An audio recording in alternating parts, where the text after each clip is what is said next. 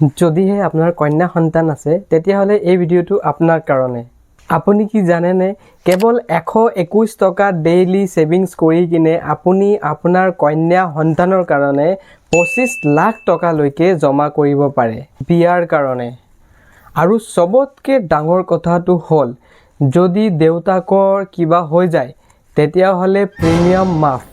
আৰু যদিহে দেউতাৰ কিবা হৈ যায় তেতিয়াহ'লে কন্যাগৰাকীয়ে বা জীয়েকগৰাকীয়ে পইচা পাই থাকিব টিল মেচুৰিটি, পঢ়া লিখাৰ কাৰণে, আৰু বিয়াৰ সময়ত যিখিনি ধনৰ প্ৰয়োজন হ'ব সেইখিনি পইচাও পাব। Hey guys, welcome to the channel. আজিৰ এই ভিডিঅ'টোত আমি ডিছকাছ কৰিম LICৰ কন্যাদান পলিচিৰ বিষয়ে। LICৰ কন্যাদান পলিচিটো বেলেগ কোনো স্কিম নহয়, ই হ'ল LICৰ জীৱন লক্ষ্য পলিচি, যাক আপোনাৰ কন্যা সন্তানৰ বাবে এডুকেশ্যন, মেৰিজ আৰু কেৰিয়াৰৰ কাৰণে কাষ্টমাইজ কৰা হৈছে। তো বলক আমি জানো আহক এই পলিচিটো কোনে কোনে ল'ব পাৰে।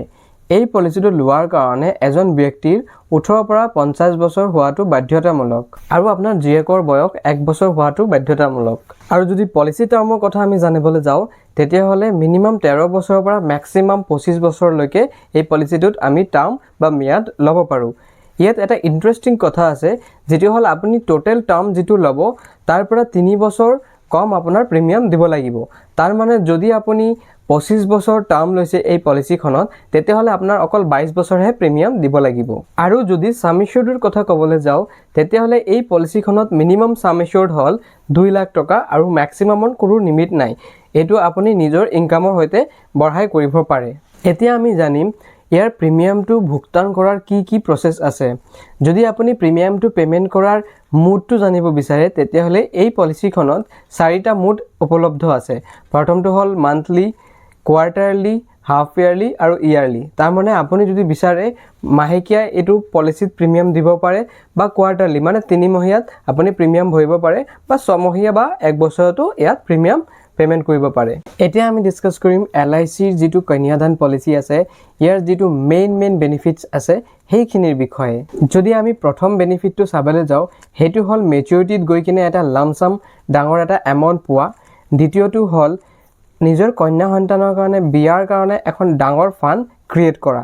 আৰু তৃতীয়টো হ'ল চবতকৈ ইম্পৰ্টেণ্ট, সেইটো হ'ল যদি পলিচিটো চলোৱাৰ মাজতে পিতৃয়েকৰ বা দেউতাকৰ যদি কিবা হৈ যায় তেতিয়াহ'লে প্ৰিমিয়ামটো মাফ হৈ যাব। LIC নিজে সেই পলিচিখন চলাই থাকিব।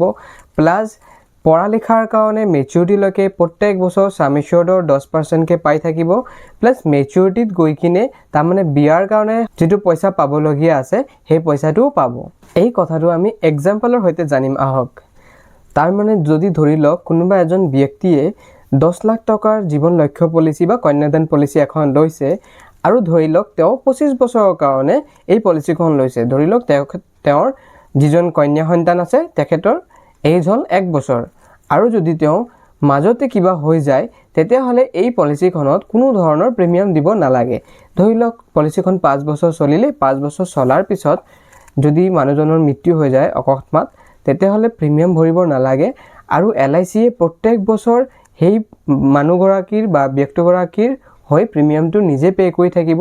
প্লাছ LICয়ে প্ৰতি বছৰ সেই নমিনীগৰাকীক, তাৰমানে ছোৱালীজনী বা যিজনেই নমিনী থাকিব তেখেতক ছাম এচিউৰ্ডৰ 10%, তাৰমানে 10 লাখ টকাৰ 10% মানে 1 লাখ টকাকৈ দি থাকিব।